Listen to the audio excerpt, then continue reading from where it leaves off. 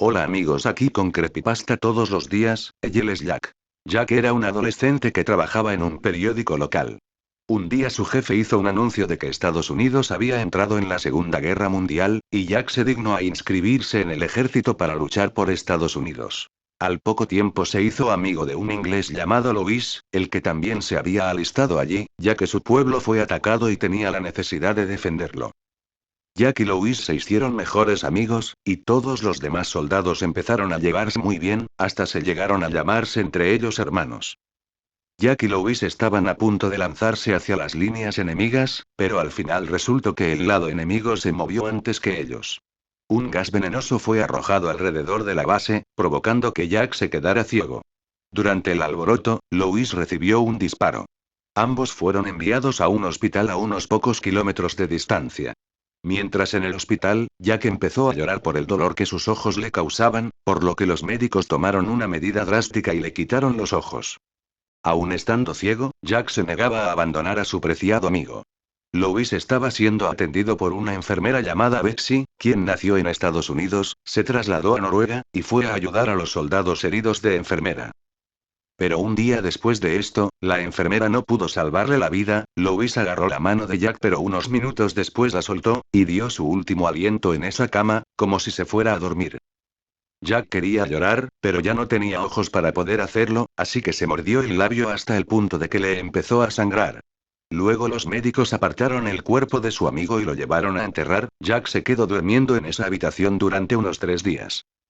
Al día siguiente el médico le leyó un telegrama de Betsy, diciendo a dónde habían enterrado los cuerpos de los soldados muertos. Jack fue allí y encontró el lugar donde fue sepultado Louis. Jack se despidió, luego volvió a su hogar, en Estados Unidos. Pero solo más tristeza le esperaba allí. Cuando llegó, su madre lo recibió con lágrimas al ver que él ya no tenía ojos. Luego Jack le preguntó si algo más había ocurrido para que estuviera así, siendo ella normalmente tan alegre y llena de tanta energía. Entonces ella dijo que Marcos, el hermano de Jack, quien trabajaba en una fábrica, había muerto a causa de unas partículas que había impregnadas en el aire. Jack quiso llorar por la pérdida de su hermano, pero sin siquiera pensar en eso, una semana más tarde lamentó la pérdida de su madre, que se dice que probablemente murió por esa gran tristeza.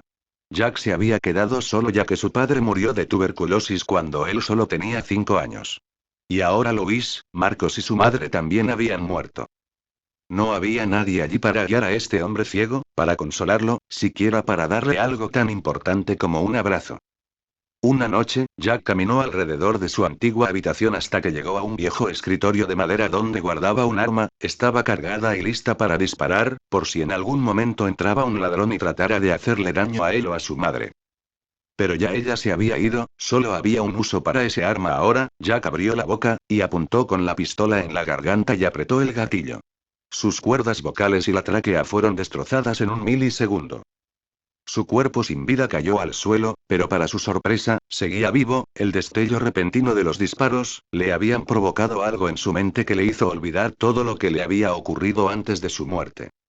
Estaba confundido en cuanto a por qué lo había hecho. Incapaz de escapar, se quedó en la casa esperando una respuesta, hasta que al ver las fotografías de la Segunda Guerra Mundial, de los soldados y lo demás, le hizo recordar todo de nuevo. Desde ese día aquel fantasma sin voz ni ojos, ronda por ahí intentando calmar su tristeza de algún modo u otro. Otra historia que encontré. Hola, mi nombre es Mitch. Estoy aquí para hablarles de una experiencia que tuve. No sé si fue algo paranormal o como sea que le llamen a los fenómenos sobrenaturales, pero después que esa cosa me visitó, ahora, creo en esas fregaderos paranormales. A Edwin le agradaba la idea que me mudara con él, ya que, después del todo, no nos hemos visto desde hace 10 años, así que a mí también me emocionaba. Después de desempacar me quedé dormido. Después de esa semana, escuché unos ruidos como si susurraran desde afuera cerca de la 1 de la mañana. Pensé que era un mapache, así que lo ignoré e intenté volver a dormir. A la mañana siguiente, le conté a Edwin lo que pasó y estuvo de acuerdo en que solo fue un mapache. Sin embargo, a la noche siguiente, me pareció que la ventana de mi habitación se abrió y un golpe muy fuerte, como si algo hubiera entrado a mi cuarto. Me levanté del golpe y miré para todos lados, sin encontrar algo raro. En la mañana, Edwin tiró su café cuando me vio. Me acercó a un espejo y entonces me di cuenta. Tenía un corte muy profundo en la mejilla izquierda. Luego de apurarnos en llegar al hospital, el doctor me dijo que pude haber caminado dormido, pero entonces me mostró algo que me mandó el alma a los pies. Levantó mi camisa y vi una incisión cosida donde estaban mis riñones. Lo vi a los ojos con los míos llorosos. De alguna manera perdiste tu riñón izquierdo anoche. Pero no te sabría decir cómo. Perdón, Mitch. Me dijo el doctor. Al llegar la noche me quebré. Cerca de la medianoche, desperté para ver una imagen horrible.